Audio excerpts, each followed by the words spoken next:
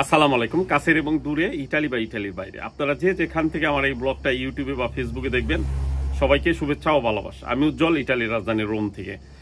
ইটালির ভিতর থেকে অনেকেই পোস্ট দিতেছে নুলস্তা রি ইস্যু করার দরকার নাই, 2023 সালে যারা অরিজিনাল নুলস্তা পাইছেন সেগুলা ভিসা পাবেন। তো অনেকে আমার কাছে প্রশ্ন করেন, ভাই ইটালি থেকে তো ম্যাক্সিমাম মানুষ রি ইস্যু করার কথা না করতেছে, তো এটা আসলে কি, কেন রি ইস্যু করে, বা এই যে এখনো যারা ঢাকা থেকে ভিসা পাইতেছে রি ইস্যু করা, তারা কেন রি ইস্যু করে। আর কথা বলবো হলো 2025 সালে কি আর আবেদন করা যাবে কিনা, বা আবেদন তো গত মাসে আলেগারে করা শেষ হয়ে গেছে, তো আর কোনো টাইম ফ্রেম আছে কিনা। আর 2026 সালে যে থেকে 28 সাল পর্যন্ত আবার আবেদন আসতেছে, তো সেইটা নিয়ে অ্যাডভান্স আপডেট থাকলে সেইটাই বলার চেষ্টা করবো আজকের ব্লগ।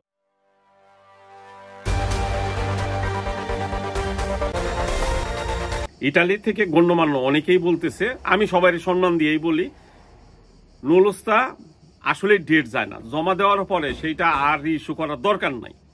কিন্তু রি ইস্যু কেন করতেছে, এম্বাসি কেন বলতেছে, কারণ 70% জাল নুলস্তা জমা পড়ছে। যেমন একটা সাধারণ একটা কথার কথা বলি, 10,000 নুলস্তা যদি 2023 সালে জমা পড়ে থাকে, তার ভিতরে 7,000 হইল জাল নুলস্তা, এবং সেগুলা এমন ভাবে তৈরি করা। এখন নাকি ঢাকাতে যে এম্বাসি কর্মকর্তারা আছে, তারা নাকি এটা যাচাই বাছাই করতে পারতেছে না কোনটা অরিজিনাল কোনটা ডুপ্লিকেট।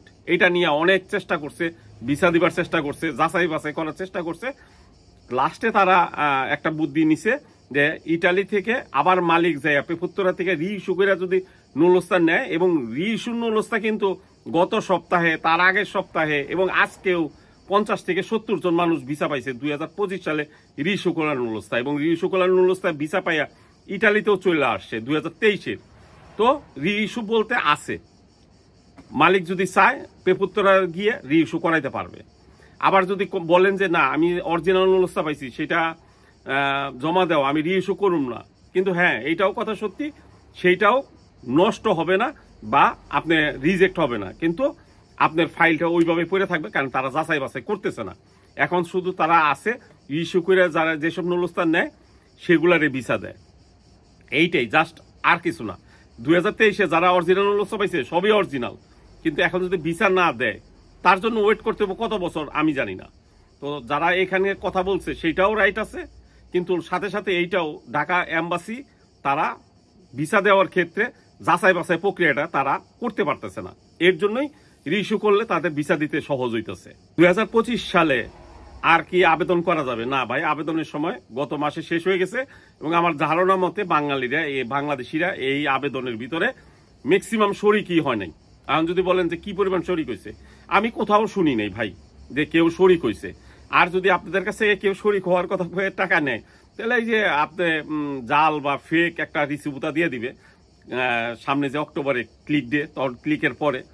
তাছাড়া কোনো গতি নেই। আমি অনেকবার বারে বারে বলছি, এই ফ্লুসিতে ইটালিতে যেসব বাংলাদেশিরা ফ্লুসিতে আবেদন কইরা দেয় বাংলাদেশিদের জন্য, তারা এই ফ্লুসিতে অ্যাটেন্ড করবো না ম্যাক্সিমাম মানুষের ভাষ্য অনুযায়ী, কারণ উঠার সম্ভাবনাই নাই। হ্যাঁ, এই যে আমাদের ইটালির প্রধানমন্ত্রী যদি বাংলাদেশে এই মাসে সফরে যায়, যাওয়ার পরে যদি কোনো চুক্তি হয়, ভালো কোনো সুখবর আসে। আর একটা জিনিস মনে রাখবেন, আমার এই ব্লগের মধ্যে বলে রাখতেছি, বাংলাদেশ কিন্তু রেডের জোনের ভিতরে আছে। রেড জোন থেকে যে পর্যন্ত ইয়েলো জোন বা গ্রিন জোনে না যাবে, ওই পর্যন্ত 2026-এও যদি আপনি আবেদন করেন ভিসা পাবেন না। হ্যাঁ, যদি এই সরকার আমাদের দেশে যাই কোনো চুক্তি হয়, রেড জোন থেকে ইয়েলো জোনে বা হলুদ বা সবুজ জোনে, নিরাপদ জোনে যদি আমাদের যায়, তাহলে একবারে যে পরিমাণ আবেদন করব অরিজিনাল ভাবে, ইনশাল্লাহ ম্যাক্সিমামে ভিসা পাইব, ম্যাক্সিমামে নুলস্তা পাইব 2026 সালে, 27 সালে, 28 সালে। তো ভিসা পাওয়ার জন্য আমাদের অপেক্ষা করতে হবে এইখানে যে আমাদের বাংলাদেশ যে জোনে ফালাইছে, এই জোন থেকে উত্তীর্ণ হয় কিনা, বা এই দেশের প্রধানমন্ত্রী আমাদের সুদৃষ্টিতে দেখে কিনা। তো ভালো থাকবেন সবাই, দোয়া করবেন। আসসালামু আলাইকুম।